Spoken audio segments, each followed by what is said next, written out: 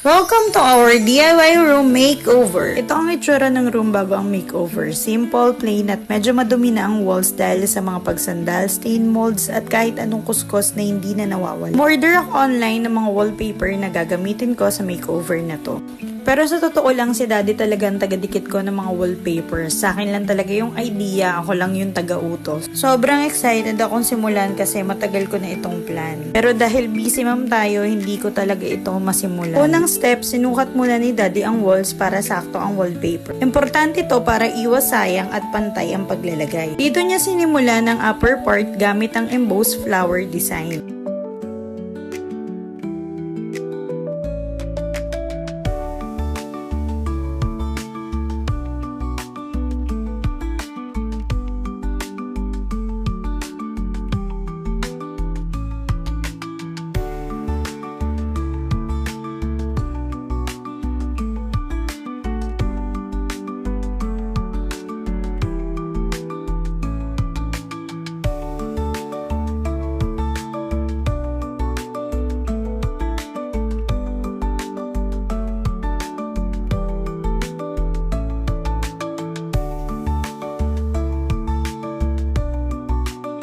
Unti-unti nang nagkakaroon ng elegant at feminine vibe ang room. Tinapos lang muna namin itong upper part at itutuloy na lang mamaya pagdating. Dadaan muna kami sa church dahil hindi kami nakasimba ng mismong birthday ni ate.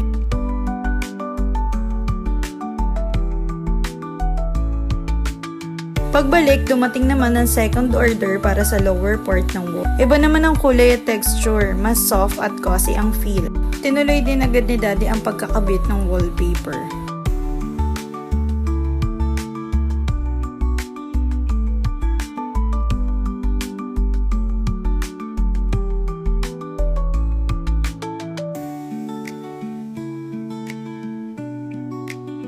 Dito na unti-unting nabubuo yung layer design ng room.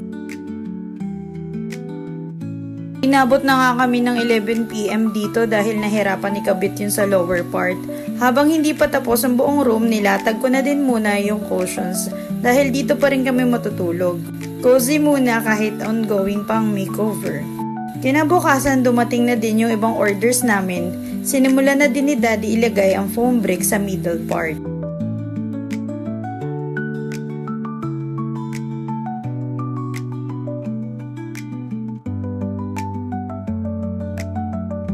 Dito mas nagkaroon ng depth at design ng wall. Ito na ang half-finished look ng room. Hindi pa tapos pero kita na yung transformation. Ito talaga yung peg ko yung feminine kasi elegant room.